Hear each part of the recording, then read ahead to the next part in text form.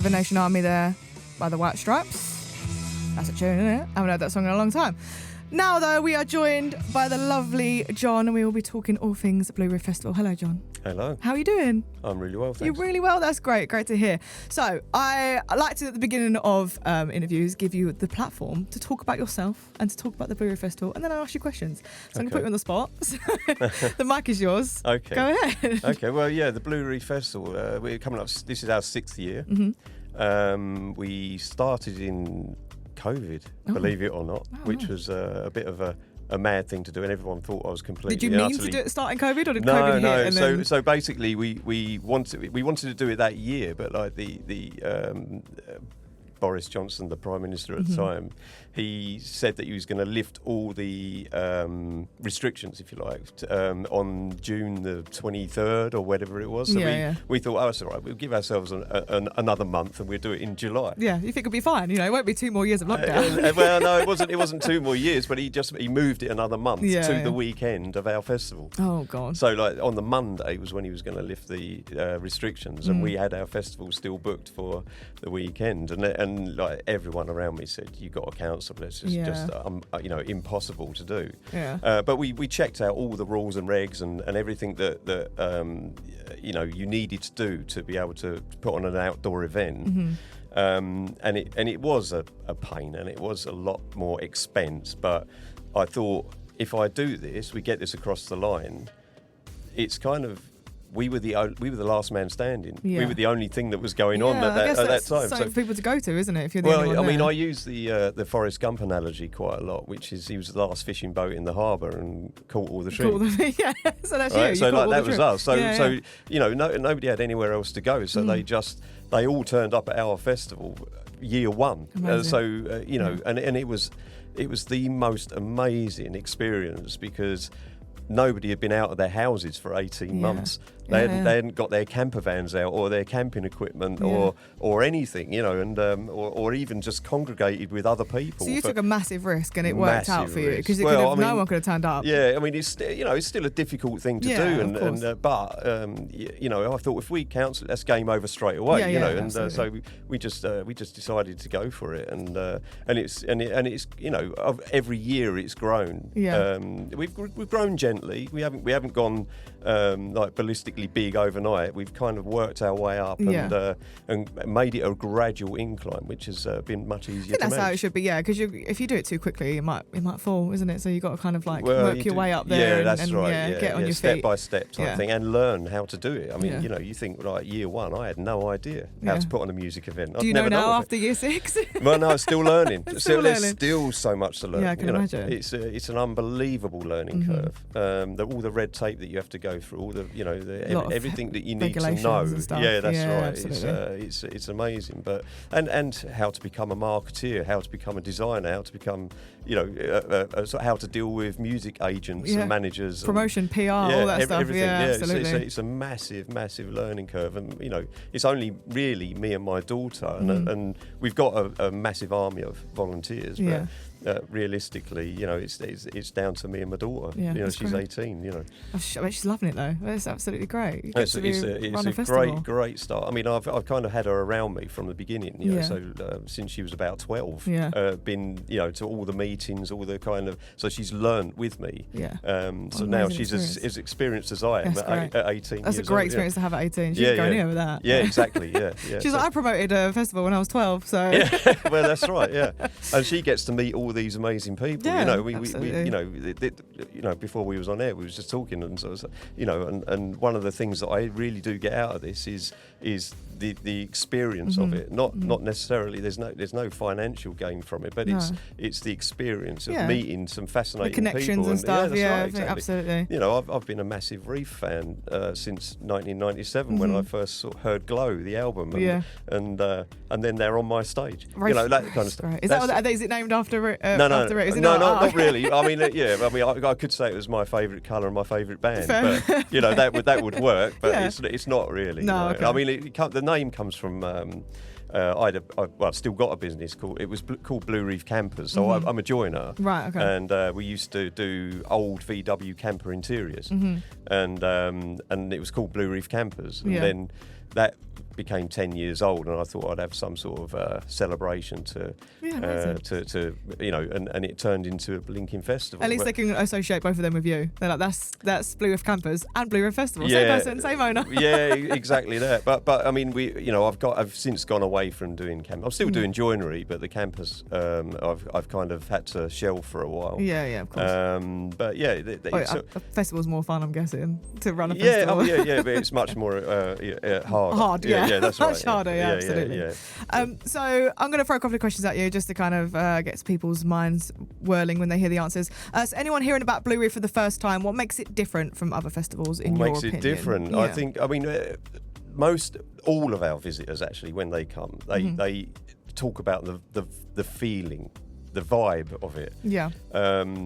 We're not about, I mean, we do have headliner acts, but we're not about the headliner act. We're about creating a vibe, creating a feeling, somewhere where you can totally relax. Yeah. It's very safe, it's very friendly, and there's a hell of a lot of love in that field. Yeah. You know, and you know, this what I tried to create was this. And without realising it, I've been trying to think about what Blue Reef is all about, and it goes back to like being a child and seeing surfers in the sea for the first time, and it wasn't about me wanting to be a surfer. It was about the feeling that I get from that, and I want to create that feeling in the field. So it's a weekend of, well, just out of this kind of hectic AI created world that we're in. You know, like it's a piece of reality and music, and it's just creativity right in front absolutely. of your face. Human creativity. And a lot of the bands that we put on, not all of them, but a lot of the bands that we put on, you know, their music came before any of this AI generated.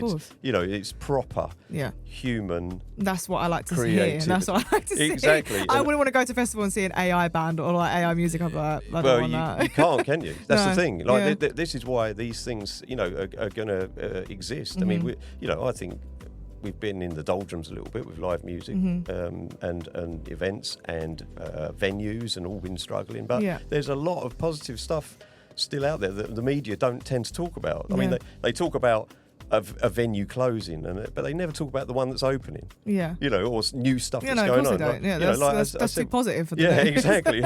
I mean, I've had two sold out events in Folkestone, and recently, and that never gets talked about. You know, of course it doesn't. But if I had failed to put it together, that would be on the news. You know, this is the problem. So you know, there is a lot of positive stuff out there, but we don't get to hear about it. But anyway, it's a shame. It's a shame. But it's, you know, that again, that is why people come to those kind of festivals. It is something that is missing, I think, and also a lot of artists that you said are new and want a stage, and people go there to see them and hear their music. And there's something else we do. We're great champions of you know, up and coming unknown artists on our introducing stage. You know, we get hundreds and hundreds and hundreds of applicants for that. Which is incredible, because I feel like it's so hard for people in any industry, in any entertainment industry, to find a foot in and to find a stage and to find viewers and voices and ears. So to give them a chance to come on stage and show their music off in such a big way, it's just incredible. It's just a great thing to do. So I mean, you know, getting back to your question, I mean, it's mainly the vibe and the feeling that makes it different. We're not there to siphon as much money out of people. You know, everything's really reasonably priced. Even the ticket prices we've kept at the same year as last year. Yeah, that's great. Everything's gone up, but we've actually tried to sort of be more friendly to the cost of living. Visitor. People appreciate that, you know. And it's really, but it makes it really difficult. But no, of course, on your end, it makes it hard, but not on other people's end. Exactly. So you know, we're sort of doing our best, but you know, we want people to come and really enjoy it and have a really safe and like I say, it's all about the vibe. Absolutely, really. That's what I like to hear. So any acts that you're excited about this year, or acts that are coming back? Well, I mean, Cooler Shaker. I mean, you know, you can deny them as as a headliner. I mean, I've sort of had them on my radar for about 3 years. And you got them. And we eventually got them. And like, I mean, last year we had the Happy Mondays. Amazing. And And I think I can, put it down to I call it the Happy Mondays effect, right? Because now we've had the Happy Mondays, and I don't know, they're a sort of a bit of a Marmite kind of band. It's but one of them things still, that once you get an act that people know about, like a commercial act, I guess you could say, that kind of gets the ball rolling, doesn't it? Yeah. I'll do it too. I mean, we've had like really well-known bands since about year 3. I mean, year 1, we oh God, trying to get bands to come and play on our stage in year 1 was really difficult. I can imagine. I mean, our headliner in year 1 was Jack Besant from Reef, and he came and done like not a solo, but he put a band together called the Cheddar Experiment. Nice. And, Nice. He came and he was basically our headliner for year 1, and then that Reef came back in year 3 and headlined in year 3, and then year 4 we had Star Sailor, and we've had the Scout for Girls, and we've had Turing Breaks and Dodgy, and all those kind of those bands. So we've had commercial bands, but realistically, I don't think we're not about the headline. We can't compete on headliner. No. But for someone like Cooler the headliners Shaker, are just who they attract the crowd, don't they? Well, I mean, it's like if you're looking at any festival. So, like you were saying, people who've never seen us or been to Blue Reef before. If you're looking at a festival, what's the first thing that you look at? The headline. The headline you look at that top line and really that's why they make it really big. Yeah. and unfortunately, that's what gives your festival to people that have never been before some sort of credibility. So you need it. You need that headline name it's like to having actually generate a big actor in a film. Exactly. Yeah. That's right. You're going to go to a film that you know the art, the actor. And the introducing stage for us is just as important. I can imagine. Like I said, that is for me, as much as I'd go to a headline act, seeing someone new and seeing that, and knowing in that industry, of course, I work in the creative industry, knowing that they're excited to be on that stage and show their music off is just such a nice feeling to know that you're part of that as well, which is really good. So apparently, I read somewhere that Blue Reef is being compared to the early days of Glastonbury. All right. Okay. How do you feel about that? Well, that's amazing. If that's true. It's incredible. I'm not too sure about the early days of Glastonbury because I wasn't born, so I don't really know what that would have been like. Unfortunately. But that's an amazing comparison. But I don't think. I mean, they've been going for 50 years. One I'm not going to be around, I don't think, to see that. Don't say that. You never I'll know. be 107 or something. Oh, well, you could be the oldest man alive. Still doing festivals. But my daughter can continue, Yeah, she can, So, yeah. hopefully we do. Yeah. We could be Kent's version. Absolutely. It would be amazing, but I couldn't imagine the amount of... You never know. You never know where it's going. That's to be able to the start amount somewhere. Of work that goes into... But you could delegate. You're done. You're like, I'm done. I'm retired. Delegating to my daughter and her friends.